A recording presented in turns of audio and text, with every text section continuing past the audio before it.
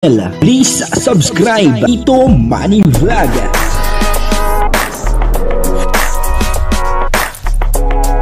Payagan po si Tito Manny Vlog na mag-reactor. Wala man siyang records ng ng awayan. Magandang umaga, magandang tanghali at magandang gabi sa inyong lahat mga kapatid. Kung saan man kayo ng panig ng mundo naroon ngayon ay mag-iingat kayo palagi at pagpalain kayo ng ating Panginoon. Muli tayo ay magbibigay po ng reaction dito kay Dan Joy, kay Kalingap Dan at kay Joy Diwata. Sabi ay sila daw pong dalawa ay magkatadhana.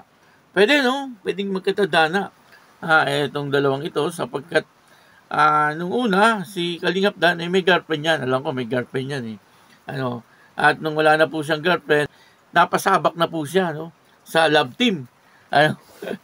Doon po sa Taganaga, yun po ang unang ka-love team ni Kalingap Dan, yung Taganaga, po si Joy Diwata, meron din ka-love team, at muntik na nga pong mahulog yung kanyang loob doon sa kanyang ka-love team, kumbaga, ay meron na daw, kaya lang, ayun na nga, medyo kulang sa pagsasabi, Pero kung nakapagsabi, etong sabihin na natin, si Kalingap David, nakapagtapat talaga siya, ay baka, ngayon ay talagang baka sila, kasi nandun na hanggang sa nawala po yung love team ni Joy Diwata, nawala din po yung love team ni Kalingap Dan.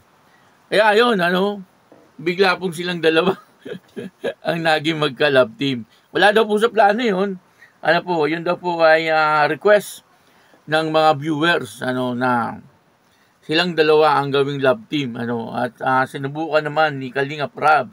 Siyempre, ang masusunod po dyan ay si Kalingap Rab. Ayun, nag-boom. At ngayon ay makikita po natin na talagang maayos at maganda yung teleserye na Dan Joy. At hanggang sa dumating sa punto, 6 months na Kaya happy mansari, 6 mansari sa Dan Joy, At yun na ngayon ay dumating sa punto na itong si Kalingap Dan ay gustong manligaw dito kay Joy Diwata. At seryoso po talaga siya. May napanood ako na talagang sinabi niya na seryoso daw po siya. Dito po kay Joy Diwata. Gagawin po natin ang reaction niyan. Kaya lang wala pa pong 24 hours Yung napanood natin yun. Kaya, ayun, masasabi natin na talagang silang dalawa ay magkatadhana. At nakikita naman po natin, na parehas po silang nagkakagustuhan talaga. At napakisuportahan po, si Kalingap Rab, Kuya Bal Santos Matubang at Ate Edna Vlog. Siyempre, ganun din po si Kalingap Dan at si Jack Tapia. Ito po yung video. Ang kabuuan po ng video ito ay mapapanood po natin sa YouTube channel ni Lorny TV. Ayan, Nagkataon na lang. Nagkataon, Parang destiny nga. Parang destiny. Tadhana. So parang sabi ko nga, parang destiny kasi nag-antay si Joy.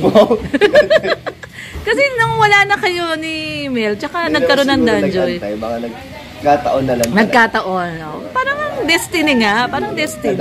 Tadhana.